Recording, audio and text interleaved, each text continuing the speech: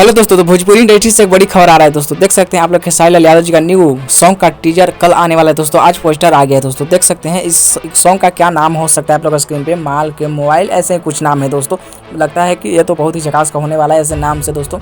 इस गाना को गाए हैं शिल्पी राज जी और खेसारी लाल यादव जी। और वीडियो में देख सकते हैं ये कोई है हीरोइनी जिनका नाम तो पता नहीं है, पर चेहरा से पहचान सकते हैं आप लोग।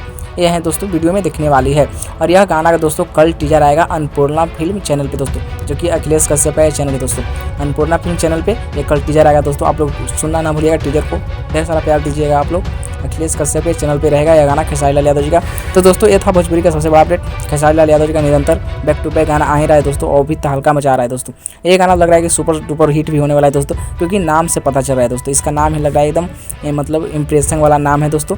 बिहार में इसी टाइप का गाना भी चलता है दोस्तों। तो ये गाना लगता है कि चलने वाला है। अच्छा, ऐसे में आप लोग को क्या लगता है इस पोस्टर के नाम देखकर हमारे कमेंट में जरूर बताइएगा आप लोग।